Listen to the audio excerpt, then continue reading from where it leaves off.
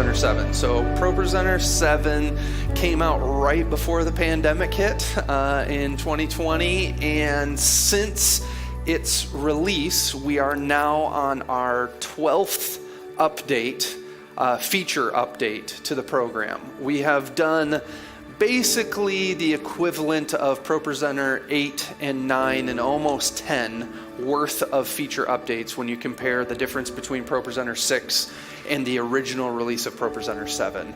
And so ProPresenter 7 kind of changed the game and how they're updating and adding new things and adding features in, so there's always something new to learn.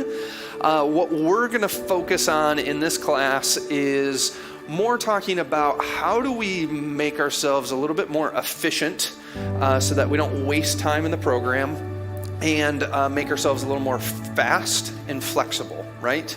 So that's kind of the main stuff I'm going to talk about. However, I want to make sure that you guys here in the room especially walk away with every question and wondering and curiosity answered that you might possibly have. So if I don't cover something, raise your hand and ask a question. If you have a question that you don't want to ask in front of everybody, I will stay as long as you want. Lunch is after this, and so we can go as long as you want to get you with what you need to know in ProPresenter. So I'm going to just jump into kind of some of my most crucial elements to get us started here. And so one of the first things is now most churches, because again of the pandemic, a lot of churches weren't live streaming before then. Now most churches are live streaming, and so you're trying to do content in two places at one time, right? You're doing content for in-person and you're doing content for online, and managing how you control all of that from one person in one place is a little bit of extra work. And so I'm going to talk you through how we can get that all set up. So the first thing, just so that we're all clear on what's set up on this computer, I just have a couple different screens here. So I have a main output. We could consider that like projectors in the room. I have a live stream screen and I have a stage screen. Is my audio still good? No? Okay. So we have those three different screens, and we need to have a different screen for every destination. These screens don't have to be physical. So ProPresenter, you don't have to have a physical output to run a screen to a destination. So right now, just for this class, this is set up as a placeholder screen. So a placeholder screen is just a fake screen that you could use to live stream from ProPresenter, because you can use ProPresenter as your live stream encoder. And so you can make a fake screen that all of your content is being developed on that screen, and that's the screen that's being live streamed, which is different than your main output, like your projector. And then stage screens are, confidence monitors, anything that you would have maybe in the back of your room for your people on stage to know what's going on. And so, again, these are either physical outputs, they can be placeholders, they also can be NDI outputs, so that's a network video protocol, so that you can send video across your network, and you can do siphon is another way to send video signal from, on the Mac only, from ProPresenter to another program on the computer. That's a little less used, but the main things that you would have is a physical device, either like an HDMI dongle of some sort, or a SDI box, so you get a Decklink card or something like that, Ultra Studio hooked up that's got SDI out, or you have HDMI out, or you use NDI. So those are your main ways to get outputs here. So those are my outputs. So now let's talk about how do we get different content on different screens. So I'll just go to a song here, Living Hope, and we'll just start messing around with this. Right now, if I click on these lyrics, they're going to show on my main output and my live stream the exact same way. Now, what we want to do is we don't want our live stream to have text right in the middle of the screen, because it's going to cover up everybody on the screen. We want to do lower thirds like we commonly see, and that's a good way to show lyrics over top of video. So the way that we're going to achieve that is through themes. Themes are a crucial part in ProPresenter, and if you're not using themes, you really need to start using themes, because these are a really fast way to redesign what a slide looks like. So either when you're creating your slides to make sure they all look uniform, but themes can also be used to restyle something automatically in the moment dynamically. So let's look at what that looks like. So in 7.11, they have a new theme browser here that is really nice because it gives you kind of a visual representation of what all your themes look like. I'm just going to create a new theme set for this conference. We'll just call this Overflow and save that. And it's going to bring us to an editor just like all the other editors, but this is now editing a theme. I'm going to call this my lower third music theme. And we're just going to take our text box and we're going to adjust this to be like where we would want our text to show up and what we want our text to look like. So I'm just going to make some quick adjustments. Let's just stick with Helvetica New for now, and we'll go to like 60-point font. We'll do all caps. One tip is anytime you're using all caps, I highly recommend adding a little bit of character spacing because the characters start to like fall on top of each other a little bit too much if you're doing an all caps look. So the little gear icon here has extra settings, so we can go in here and set like 4-point or maybe 6-point character spacing. It just makes that look a little bit better, a little more readable for people when you're doing an all caps look. But let's say this is good. We could fit 2, maybe 3 lines of text inside that box, and we like how it looks and where it's positioned. So now, how do we get that to show up on the live stream, but our main output still stay the same? So we do this using a thing called looks. So in the screens menu, you'll find edit looks. And what looks are is what do you want all of your different screens to look like? ProPresenter is built on the idea of layers of content. So you have all of these layers that are all stacked on top of each other that create your final output. So you think of like a motion background that you see behind lyrics, and that continues to loop and play over and over again where the slides change out one after another. The way that that can happen is because the media is in one layer that is independent of the slides that are in a different layer. So this thing can do something different than this thing, right? So that's how those 2 layers are working. What looks does is it allows you to enable or disable those layers on any screen. And so you can say on one screen, I only want this layer, and on this screen, I want this layer. I want these combination of layers on one screen versus another. So what we're gonna do for our live stream is I don't wanna see any media. I don't want like a motion background behind that. So I'm just gonna turn that off. So now if we have any media content, that's immediately turned off.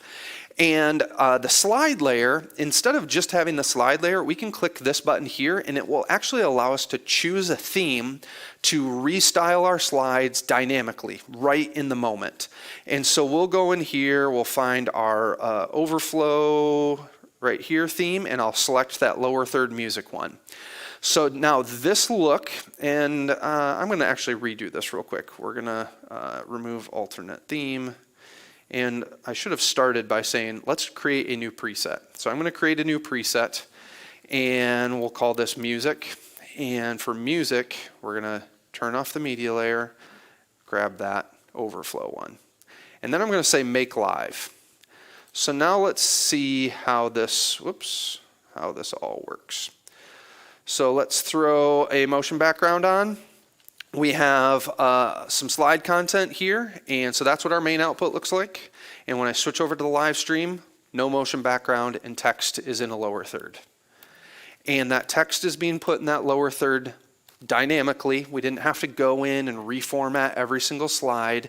It's being altered on the fly. So if I go back to the theme editor and I say, that font is maybe a little too bold, let's just set that back to medium. And I actually want it like way bigger. I don't know. And let's just show this off really clearly and make it yellow, which I don't recommend. But now you'll see it instantly is yellow. I didn't have to go in and change anything. It is all dynamic. It all happens on the fly. So to make a change to, and this can be applied to every single song, any time you do a song. So I'm just gonna switch that back. So we now have a look preset that we can use for all of our music. So those looks, not only can be for music, they can be for teaching notes. And so let's look at how that would work. So I think I have some random notes in here. Let me see if I have a different, I don't want to use that one. Let me see if I have a different teaching notes. These are the same ones. Sorry, I'm trying to remember if I got another one in here. Notes. Nope. This is my like random, here we go. Let's just use this one for right now. So, whoops, put that in this presentation. Okay. So we're going to use this one as our example. So let's say on our main screen we have our teaching notes and they look like this, right? We can clear that background out. Again, those layers are independent. So that's our clearing buttons over here are for all those layers. So if you want a visual representation of what the layers are in ProPresenter, it's basically this stack of clearing buttons right here. And they highlight when one is active. So when a slide is active, you get a highlighted clear for the slide layer. When we have media active, we have this highlighted for the media layer. If we want to clear everything, we click the big button and it clears all of it, right? So for these teaching notes, let's look at what this would look like. So I'm going to grab some graphics here from a series we're doing right now in the book of Daniel. And let's say that this is formatted right. I don't actually like how this is formatted. This text is too small and too hard to read, but we're going to just go with that for right now. Now I want to make a nice alternate look for my teaching notes that kind of matches this look. So we're going to create, again, another theme. So I'm going to go to the theme editor, and I'm going to make sure I'm in my overflow theme. These are all your list of themes. In the overflow theme, I can add a new theme in here, and I'm going to call this teaching notes. So the number one thing that I hate to do in tutorials or live in person is type. It is the worst. Type and spell. It's the hardest thing to do. I could talk all day long, but doing those two things is not fun. So the first thing I'm going to do is I'm going to add an image in. I can either click this add button and say add media, or I'm just going to drag and drop from my folder here because it's just easier. I have this graphic that I created in Photoshop, and so this is just a PNG that has like a bit of my like vibe and texture of my style that I want to use as my lower third. So I'm going to just drop that inside, and we'll just move this, move this guy to fill our stage, and then I'm going to move it down below, and let's put our text box now right here. So we'll have our text box take up this area. Again, I would probably make this font size a little bit bigger. And we'll call that good for right now. And now we can go in and create another look. So I'm going to go to screens. I'm going to go to edit looks.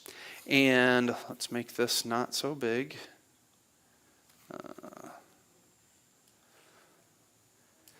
And let's make a new one here. So we're just adding the new preset, and we're going to call this teaching.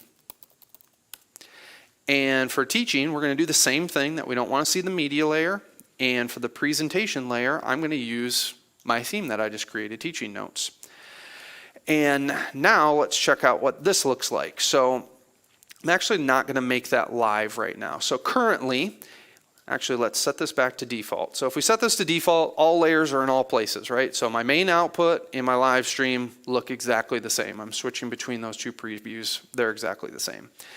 Now let's go and enable our switch our look up here in the corner to music. And now we can see what that looks like, right? So that's what we would typically use for lyrics. Now I could switch this to teaching and check out what that looks like. So now we have our live stream has this cool graphic version, lower third graphic version of our main output. And again, all of that's being done dynamically. I can click on a new slide and the text is all being shoved down inside that box for me. And we can do some different things to that theme to make sure our text fits. So if we go back to our theme editor, we can make sure that this text box has some text scaling options right here. So right now the scaling is set to none, but we have some other options in here. We can say the container up or down, we can do text up, text down, or text up or down. The one I would probably typically use is text down. So if you have too much text, it's going to scale it down to make sure it fits the box. If you do text up, you get like crazy giant text when you're just using a little bit, and that usually doesn't look that great. So using text down is, if I'm going to use a scaling option, that's usually the one that I would use, is that scaling down option. And we can make, our text box be a little bit bigger so we have a little bit more room for text in there. But now, so there's our normal size, and then when we click on this slide, it's going to scale everything down to fit in there. And there's actually a subtle change, I think, that's happening in the size of the text between those two slides on that live stream screen. I will say, as far as like how much text should you be showing, we get into conversations of like how much is enough. My personal preference is that for lyrics and music that you're doing 2 or maybe 3 lines of text. Our church sticks to 1 or 2 lines of text. And then for teaching, I try to keep my font size at about 90, and I keep the lines to 4 or 5 lines of text on the screen. And that translates over to 60-point font on my live stream screen and still fits in like 2 or 3 lines. So I don't have too much text in either of those places. When it comes to music, having less lyrics on the screen not only looks better visually, it's a better visual experience, but also keeps your operator more engaged. So if you've ever had the problem where like they like go to the slide and then all of a sudden the chorus rolls around and they like didn't get the lyrics up on time and nobody knows what to sing, that's because they become disengaged with the role that they're playing and running lyrics because you said verse. Oh, chorus, right? Versus verse. Next. I'm staying engaged the whole time, and also for people in the room, it's a new point of engagement. I hope that you have new people coming to your churches all the time that maybe don't know the songs and are considering singing with you or considering engaging. So every time something changes on the screen, that's a new point that they could join in and feel like they know what's going on. So if you put up 4 paragraphs of text on the screen for your pastor, and they're like, hey, we're going to read this, or I'm reading from this passage, and they're like zoning in on him, and then they go look up there to like understand where you're at, and they get lost in the screen, they now get disinterested. It takes them out of the moment, versus having things change more often keeps people engaged more and gives them more in points to engagement. So that's my proponent for less lines of text. So if you have a pastor that you need to convince or a worship leader that you need to convince to use less lines of text, you can use that rationale. You can say, hey, that ProPresenter guy on the videos, he said to do this, and this is why. You can go talk to him about it, but that's what he said. So that's how we can set up some of those looks. Now let's make those looks a little easier to use. And the way we're going to make these easier to use on a repeatable basis, on a week-to-week basis, is through something called macros. So macros is this M button here in show controls. And what macros are is they're a collection of actions. So a macro is just saying when I press one button, it does multiple things. Or when I press one button, it just gives me an easier way to access a function than having to go through a bunch of menus or click on a bunch of different things. It's just an easier way to use it. So I'm going to add a new macro, and we're just going to call this macro music. And I'm going to right click on that, and we can say add action. And these are all the different actions inside ProPresenter that you can add to a macro. And so we're going to add one of those audience looks. And so here's that list of all of those presets that we had, and I can add music to it. We'll add another macro, and we'll call this teaching. Or actually, we could just call it talking, but we can do teaching. So when we actually click on it, it's going to change and it's going to run anything that's inside of it. So yes, when I click on, and we can watch it here in the corner. So if you watch this guy in the teaching guy up in the corner, that shows you what's the current active look. When I click on music, it's going to activate that look and change that. But it can do more than one thing, and it makes it easier to apply. So as far as application goes, we go back to Living Hope. My recommendation in this song is, here we go. So we'll right click on this and go to arrangement and go to my default arrangement. And let's just remove that action and remove this action. So my recommendation when you're laying out songs is that you always have a blank slide at the beginning of a song. So you have like this intro element, and that's where you throw like a motion background on to get started as the band's playing the intro of a song. And also on that slide, you place a macro. You place any of those actions that you want to do something for you in the program. So I'm going to take this music one, and to make this stand out a little bit more, I'm going to right click on it and I'm going to just do change color, because they default to be like just a random color set, and I want it to be white so it's just easier to read on most slides. So I'm just going to drag and drop that M on there. Now let's go change this to default a second and pretend we're in an announcement loop, right? So we have this announcement loop going, and what just happened there? Oh, it can't find that graphic maybe? There we go. Okay, so we're on like some graphic, and now we're going to jump to our first song. When our operator clicks on this slide, multiple things are going to happen. On the screen, they're going to get their motion background, but they're also going to set up the live stream for success by changing the look from, and we'll look at what the live stream is here. So currently the live stream is this. As soon as we go and click on that slide for the first song to start, the live stream changes to now be lower thirds, and our main output is getting that motion background. And we can go to that next slide here. We get our text on our main output, live stream's getting lower thirds. All the operator had to know how to do, click on first slide, right?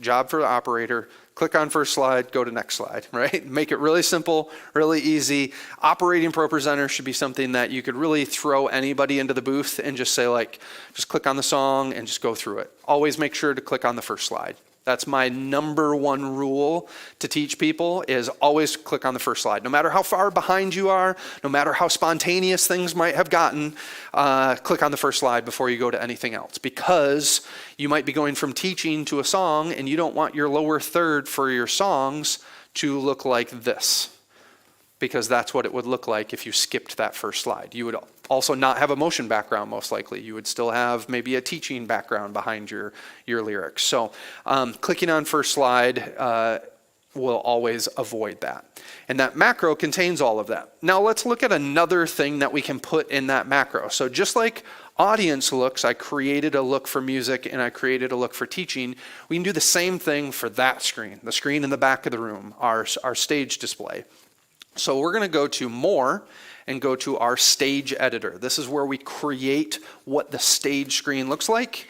And so in here, I have a bunch of these already created. I'm just going to start from scratch just so we can see how we would do this. So we're going to add a new layout here, and I'm just going to do a blank layout just so you guys feel empowered to make these on your own as well, because they're very easy to make. So we have a blank layout here, and the first one that I'm going to do is I'm going to add in current slide text. So we're going to add this in, and what this is going to do is it's going to take whatever the text is currently on the slide and shove it inside this text box.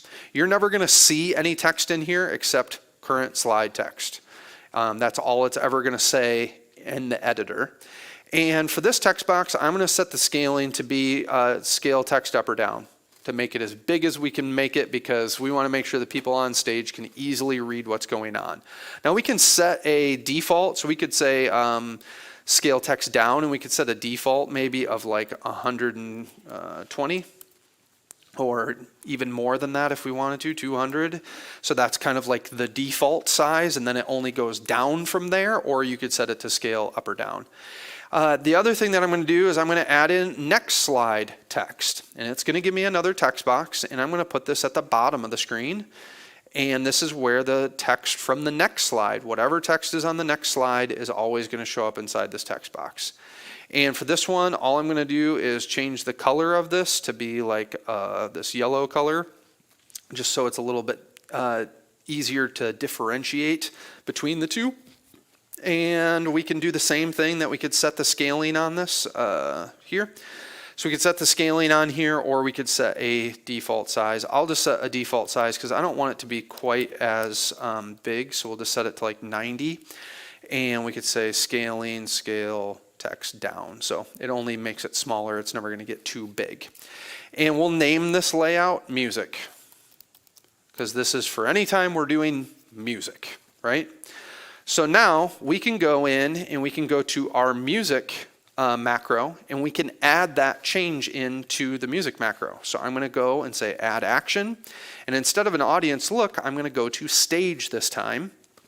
And when we click on stage, it's going to list out all of your stage screens if you have multiple. I only have one, so it's only going to show one there. And now we can see our list of all of these different layouts. Now I have multiple in there. I think maybe that was the music one I just made.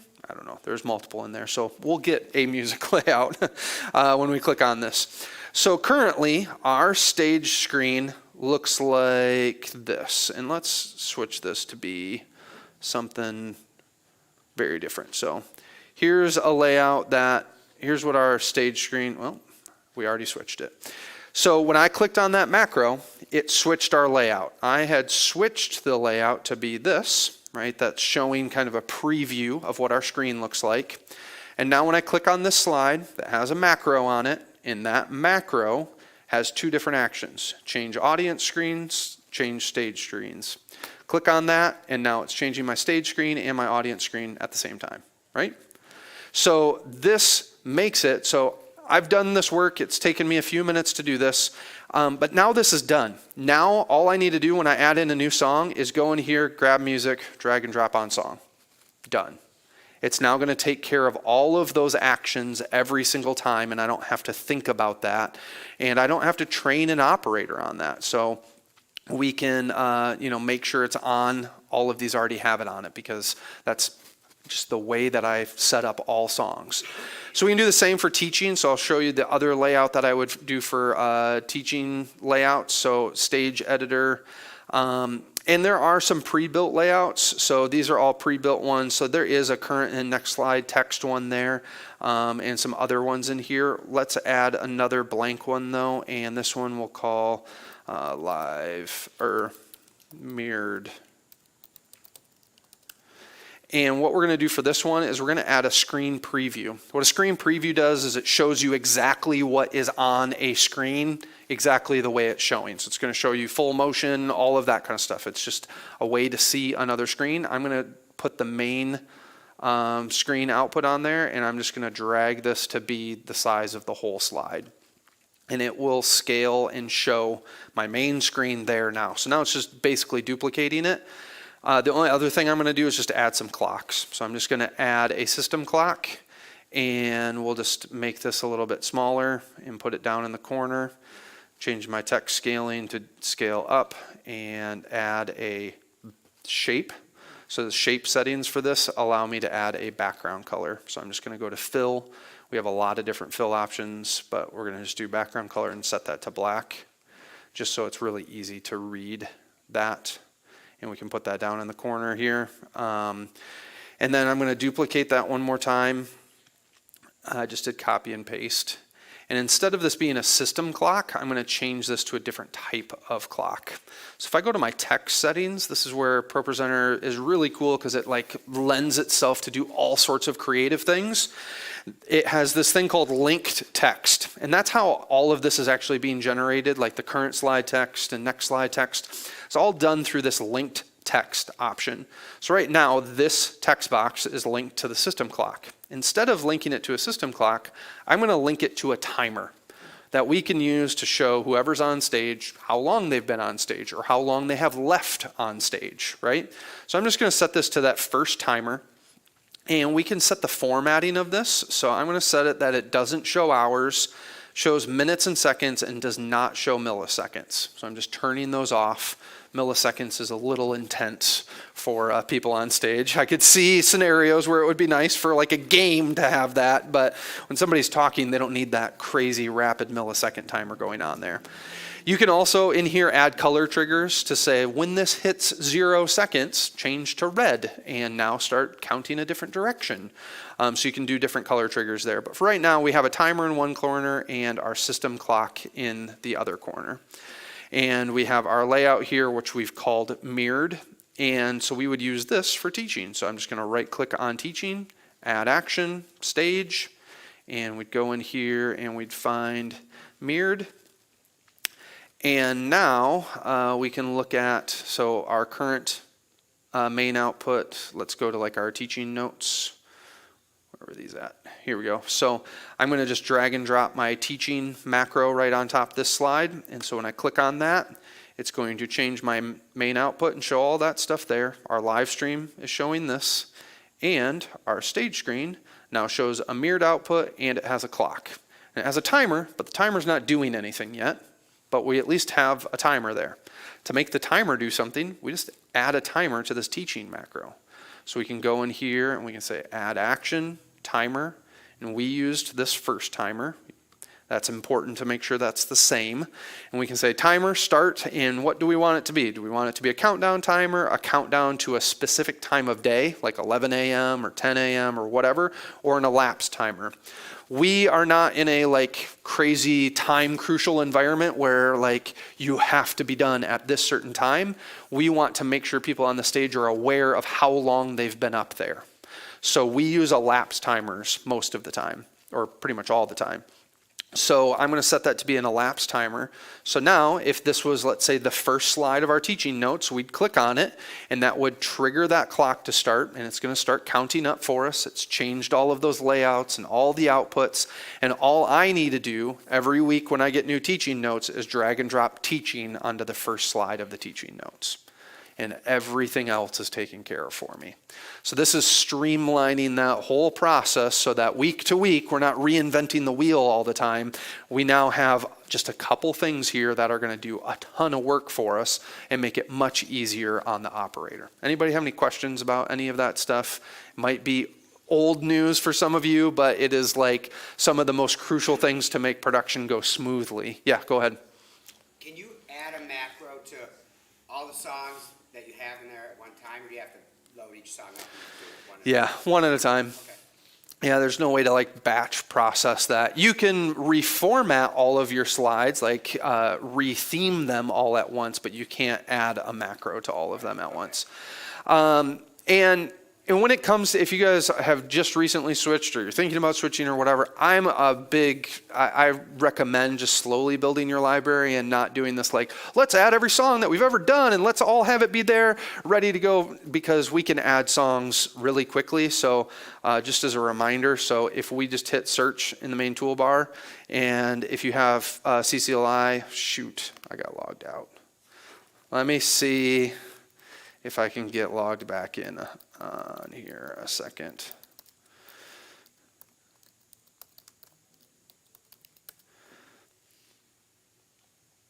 There we go. Okay, so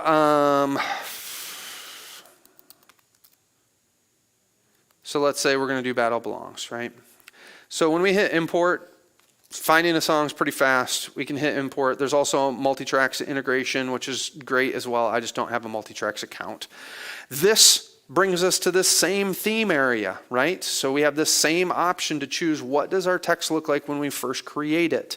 So if we had a better theme for making our text look like this, we could use that. Now we can actually turn this into a theme. So if you have a slide that you like how it looks, we can just right click on it, and then we can go to themes, find our theme group like Overflow, and we can say add selection to theme. So now it's going to turn that slide the way we've designed it into a theme. So now when I go and look for Battle Belongs, I can go in and say import, and here we can go and choose our themes, Overflow, and now we have that theme slide that is going to format it like all of our other songs. And the one thing that I highly recommend is going into the edit mode before you hit import. And this is just going to bring you to the reflow editor. If you're not familiar with the reflow editor, it's a really quick and fast way to edit all the text on all the slides at one time. And so we have all of our text here. We're just going to pretend that this is laid out right. This chorus is not laid out right. Like I would do this. So when I fight, I'll fight on my knees with my hands lifted high. Battle belongs to you. Something like that, right? And so you can just add in new slide breaks in here and fix how all of that's laid out. The other thing that I highly recommend is going to the end of the song and inserting 2 slide breaks immediately. And then you click on this drop down and you can add groups. So we're going to look at how to set up an arrangement after we do this, but here's our group. First group we're going to add is an intro, and the second group we're going to add in is a blank.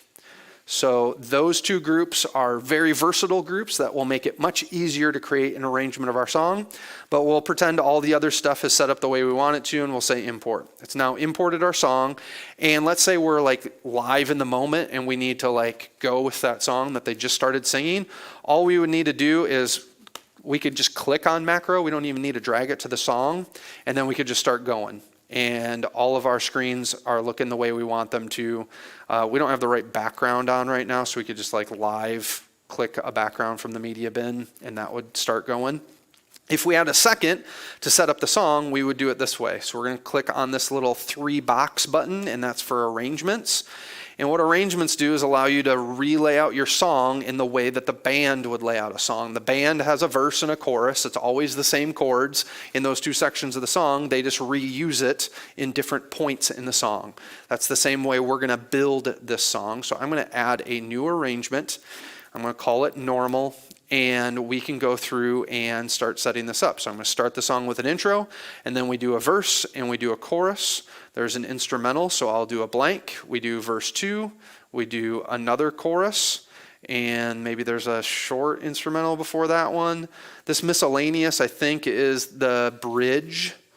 I don't know why it's called miscellaneous in here. We could just rename it real quick by right-clicking, going to group, and changing it to bridge. So now that's called bridge. And we could say that there's, I don't know, it's a modern worship song, so there's got to be like 10 bridges, right? So we'll just go with 4 bridges for now, and then we'll throw in a double chorus at the end and a tag of whatever miscellaneous 2 is, and then blank. And now my whole song's laid out, right? You can make multiple of these arrangements. So one week you use the normal arrangement, the next week you add in a new one, or you go to Arrangement Manager and say, I want to duplicate that normal one, but I'm just going to like say this is like plus low chorus. So it's our normal arrangement, plus we're going to tag something on the end. And now I can go into this one and I can add one more chorus at the very end. So it's perfectly in order for my operator. And so you can choose which arrangement you're using. And again, we're just going to grab our macro, throw that on the intro, grab media, throw that at the beginning, and now we're all set to go. So building new songs should be really fast, pretty simple. You shouldn't have to waste a ton of time in building that content now that we have these other parts and pieces set up.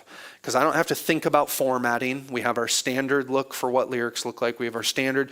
The thing for me that formatting changes on a regular basis is teaching notes, right? So my series graphic is going to change. So my style of my text and my theme for that is going to change every time my series changes. So let's say we needed to change what that theme looked like for my series. We could go to the theme editor, and it would be as easy as getting rid of this Daniel graphic and going in and saying, let's go find another one. So here's a different series we did called Why-Identity. And I'm just going to grab this guy, put it at the bottom. We could change our text box. I had this one adjusted a little bit differently, and we could maybe make this a little bit bolder and add a drop shadow so it sticks out a little more. Stroke, maybe make it a little bigger. Right? So something like that. Now, when we go to our teaching notes that we had earlier, and I go click on this, guess what? Our lower third has already been updated to the new look. because I just went and updated that theme. I don't have to go create a new look. I don't have to go whatever. I could just reuse that one theme over and over for each series. Now, if you want to be able to go back, you could just make a new theme and then change that in looks. So you would just go to looks and say, I'm just going to choose a different theme in here for that. Instead of using this one, we're going to use the new one, just so you could save those for future use. But just changing that one part out in just those couple minutes, you're now reformatting that for a brand new series. So that's another way to be able to kind of handle all of that stuff. The last thing that I'll just mention here, I'm not going to go too in depth, is I control lighting with ProPresenter. So I send MIDI notes from ProPresenter to Light Key is what we use for it's lighting software. It's really cheap and easy lighting software to use. But these macros have MIDI notes attached to them. And when you click on that macro, it changes my lights. I can add this macro either independent of any other macro to a slide. So I have ours set up similar to this, where I have song 1, 2, 3, 4, and we just do a basic color look for each song. And so when I go to my playlist each week, I go in and say, okay, Living Hope, that's song 1. So I just drag lights 1 to that one. And we go to Good Grace, and that's song 2. So I can drop that one there. And this week Living Hope is actually the second song. All I need to do is right click on it and say, Edit Actions, song 1, change that to song 2. So we can quickly adjust that to make things adjust on the fly. So another thing that I wanted to show you really quickly is how do you show different content to online versus in person? This is something that we often need to do, is show announcements. We need to show a full screen graphic in person, but maybe we want a lower third graphic for online. Or we need to show one graphic in person and a different one online. So the way that I would do this, let's just create a quick new presentation here. And we'll call this Overflow. And I'm going to start by dragging and dropping a graphic in here. We'll just use this this Daniel. We'll use this Daniel one. So we have our Daniel graphic here, and I have a lower third version, and I'm going to drag and drop that in first. So this is promoting our Daniel audio devotional. And again, it's just that PNG graphic that will look nice for online that I made in Photoshop. I'm going to right click on it, and I'm going to say Convert Media to Slide Element. And let me show you what that's doing. So currently, when I show this, even though both of these are selected, there's nothing in the slide layer. So I could clear the slide layer out and this still shows up. That piece of media is in the media layer. So if I click Clear Media, it's going to clear that. When I right click on this and say Convert Media Action to Slide Element, now when I click on this, you'll notice only the slide layer is active, not the media layer. And so that graphic is now part of the media layer, which means I can grab another graphic and I can drag and drop that onto the same slide. So now we have two graphics on one slide. One is in the media layer, one is in the slide layer. So now when I click on that, right now it looks a little weird. But let's fix that with a easy look that I use all the time. So we're going to go to Edit Looks, and we're going to add a new look, and we're going to call this Split. And what we're going to do is we're going to say on our main output, I only want to see the media layer, and on our live stream, I only want to see the slide layer. So, I mean, I guess we're seeing a bunch of other layers, but these are the only two that I'm concerned about right now. And so now when I do this, I'll say Make Live. So this is currently live, and both layers are active. On our main output, we get full screen, and on our live stream, we get lower third. And then again, we can either right click on the slide and say Add Action, Audience Look, Split, and that will add that action to the slide so it automatically happens. So let's say we were on default, and everything should be showing on all screens. But as soon as I click on this, it's going to switch it. So live stream's getting that, and main output's getting that. And it switched my look. Or we could add that look to a macro to make it a little easier to access it. Kind of just depends on what you want your workflow to be. But that's an easy way to make it so you can see different content on different screens. You can do this with videos as well. You just run into an issue of audio, right? It's really easy to send two pieces of video to two different destinations. Audio becomes a little bit more complex. I'll just quickly mention how you would do this. So in preferences, you have your main audio preference. And in here, you can set how many audio channels ProPresenter has. These channels are, I don't know, they're a little different than what you would normally think of with like audio channels because they can be both inputs or outputs. So they're kind of dual purpose. And so a lot of times you're going to want to set this to like 4. And basically what you would do is say channels 1 and 2 are ProPresenter's output to something, and channels 3 and 4 are ProPresenter's maybe input for your live stream, or they're a secondary output to a different destination. So if you had on your computer the ability to send out 4 channels of audio, either via Dante or via like a USB audio device that's got multiple channels, you could say I got 2 channels that go to the board for in-house, and then I have 2 channels that maybe get sent to a different mixer for the live stream, or are different faders on the board that are just for the live stream, or maybe you're streaming from ProPresenter. And then you can go into any media source and you can change where your audio is routed. So let's see if I can find an example of this real quick. I just have to find a video. Let's see, Philo I think has some in here. Okay, so here's 2 videos. We're going to do the same thing to these 2 videos. So we're going to drag one in, we're going to right click on it, say convert media action to slide element, drag different video onto the same slide. So now there's 2 videos on the same slide. I'm going to mute my computer just so we don't hear all this madness right now, but I'll click on this, and on our main output we will see Laura, and then on our live stream we see Steve, right? So we're seeing 2 different people in 2 different places, but all of their audio, you guys can't really, you got a lot of craziness going on there with audio. So what we would do is we would right click and go to the inspector, and this is inspecting the video for Laura, and Laura was on our main screen, and so we want to go to her audio settings, and right now, and then you'll see a option for channel routing. Her audio is set to only go to channels 1 and 2, which is exactly what we want. Now if we go to the editor, in the editor we can edit Steve's video here, and we can go to the inspector for that one. And again, we'll go to the audio tab and we'll change his audio routing from 1 and 2 to be 3 and 4. So now, when we go back to show, we click on this, you'll see audio metering on both sides. So we have one person's audio here, the other person's audio there. And as long as your physical outputs are going to the right places, you're good to go. So you can split video content to 2 different places at the same time, same slide, and your operator just needs to know, click on slide, right? That's all they have to think about. So there's a little bit of setup work, but once you have the system set in place, it's really easy and pretty flexible to do things like that. I think we're getting close to my time, right? Is that correct-ish? Okay, does anybody have any questions so far about any of that stuff? Yeah? Yeah. One is, I bought 2 copies of it. Okay. Yeah.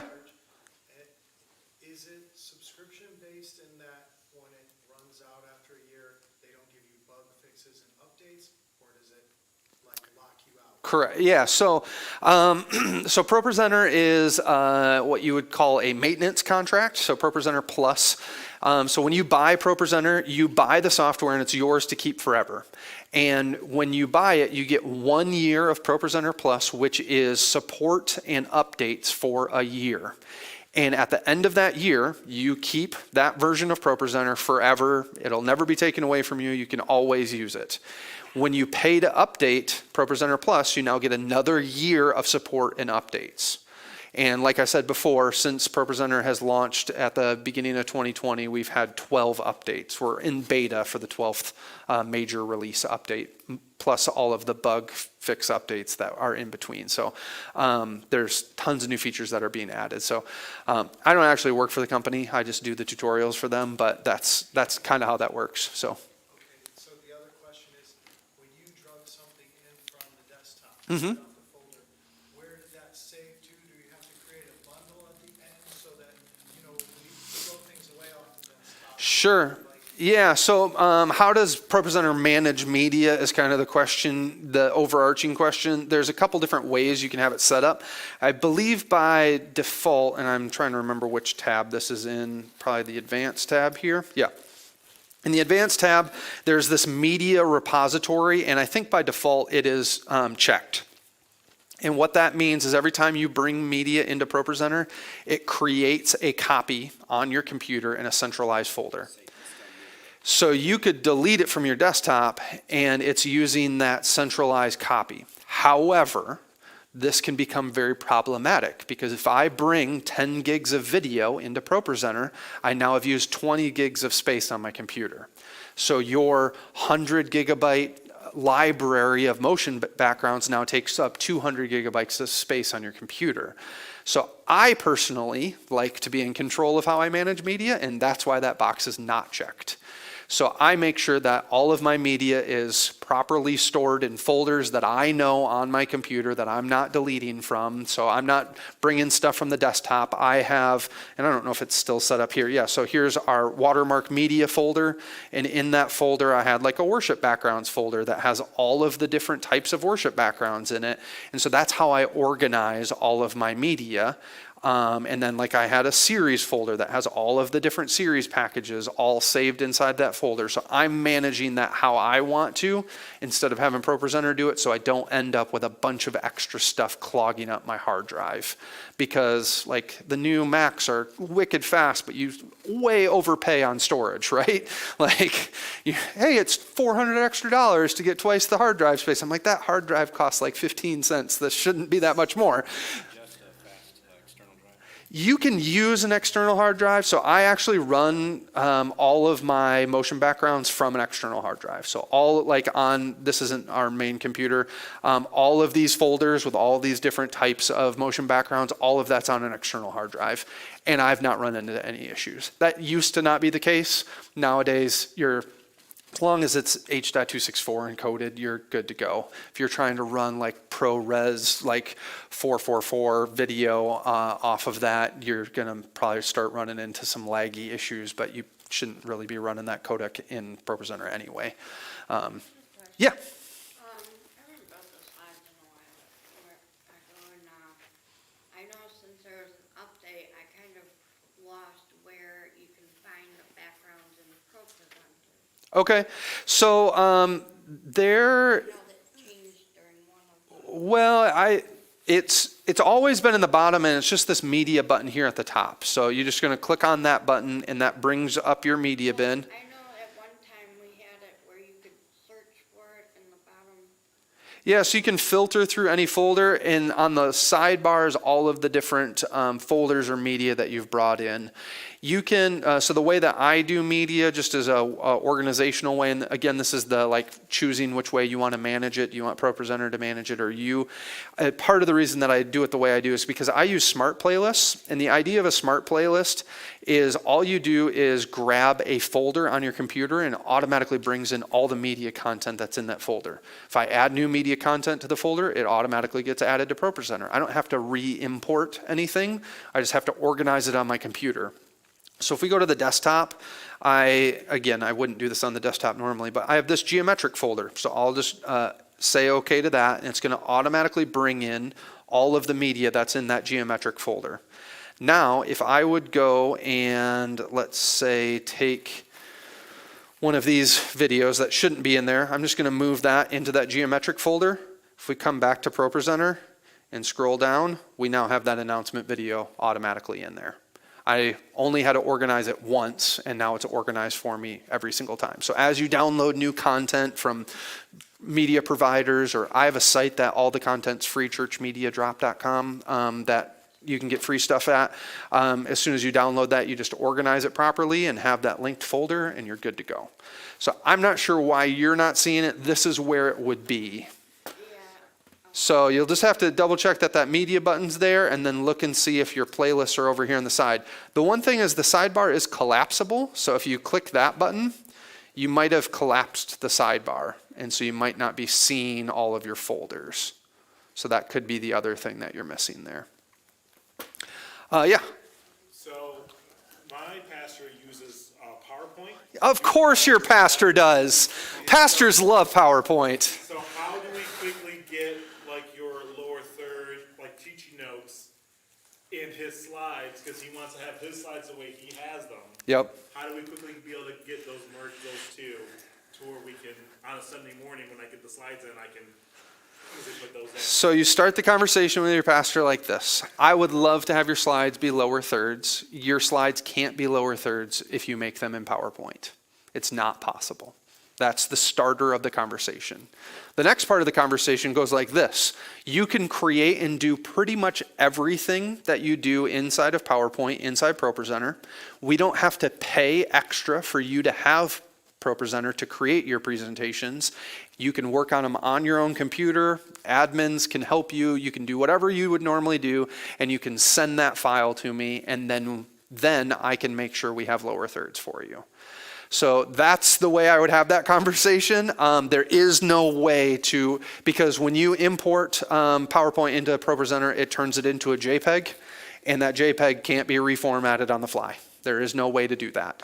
So that's the real deal. I have on my checklist of tutorials to do in the next season here a pastor's guide to creating teaching notes in ProPresenter video that will help that out a lot. One thing I did want to mention about the whole multiple licenses thing, you only need to license ProPresenter that actually projects. You only need to license a computer that's actually showing something, but everyone on your team, your volunteers, anyone can download and install ProPresenter for free forever and be creating presentations and learning the program. You don't have to have a license to download and use it. You only need a license if you're projecting. So if you only have one room in your church that actually uses ProPresenter to show it, you only need one license. You don't need a campus license. Yeah. Okay, so we recently got a Mac Mini M1, which is awesome. Yeah. But I didn't realize it was chintzy on video outputs. Sure. And I'm aware of like DuoLink. Yeah, the Decklink Duo.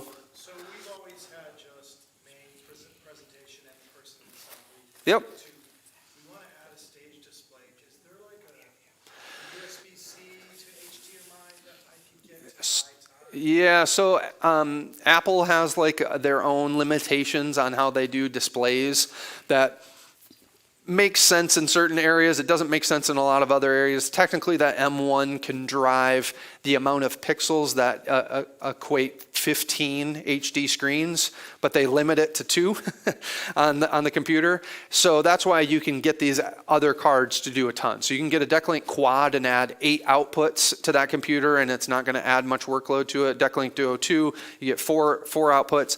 Ultra Studio is the cheapest. Ultra Studio Monitor is your cheapest option. That's going to give you SDI out, which is a great way to have an output from your computer. And I think that one's in the like 150 to 200 range, something like that. So it's not terrible expensive. It's Ultra Studio Monitor, I believe, is what that device is. They have an Ultra Studio Recorder, which is like an input device, and then they have the monitor, which is an output device. One thing out to a bunch of different destinations, you could just get a DA, right? It's not a different, it's a stage screen, so it needs to be a separate output. Yep. And so, yeah, that would get you around that. You can get display link devices where it's like a USB to HDMI output. These are not supported by Renewed Vision, so if you have problems and you call support, they're going to say it's an unsupported device, we can't help you. And what? They are all about, yeah, email support.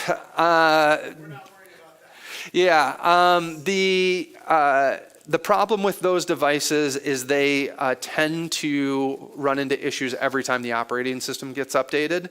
So you could have a stable one running with an operating system and it works great for like a couple weeks, and then you could have an unstable one, like an update, like a point release to an operating system, and it totally tanks your device and it won't work anymore.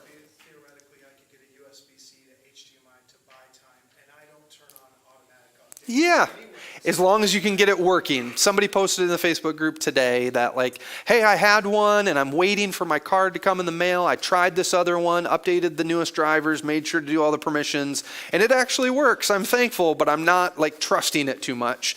So yes, you can do that to buy time. I would highly recommend those other devices just because they are industry standard connectors that are going to give you better use for cables, all of that kind of stuff to be able to do better cable runs out of the computer. I know I'm out of time, right? So I have to be done with the official part of this, but I really do want to answer any and all questions that you have. So if you have other questions, please stick around. Thanks a ton for being here. I hope you guys have an awesome conference. Yeah, thanks again. Yeah. Hey, we just want to, first of all, thanks for coming to the first breakout session. We are officially over. Brett, we just thank you again for your knowledge, your understanding, how you steward that. Being a young adult pastor who uses ProPresenter 7 as of like 2 months ago, I had no idea what I was doing. Yeah. This has actually helped me greatly. Good. So we just want to appreciate you, and one of the ways we want to do that is we want to pray over you. Yeah. And just honor you for what you've been doing. So, Father God, we just thank you for Brad and just the way that he communicates the giftings that you've taught him and that you've led him into, Father God, that he continues to teach people how to become better leaders, Father God, how to work through their problems so that services can go without a hitch, so that people can see moving parts going on without the issues and the struggles that happen, Father God, that helps develop us into better leaders. So God, we pray that you honor him for his time, honor him for the way that he stewards the giftings you've given him, and that you continue to bless him as he leads others. Father God, we just thank you, we praise you in Jesus' name. Amen. Amen. Thank you, man. Thank you. Hey, so again, this is lunchtime for you now. This session is officially over, and come back at 1:45 for your next breakout session. If you're online, we just want to thank you again as well, and we'll see you soon.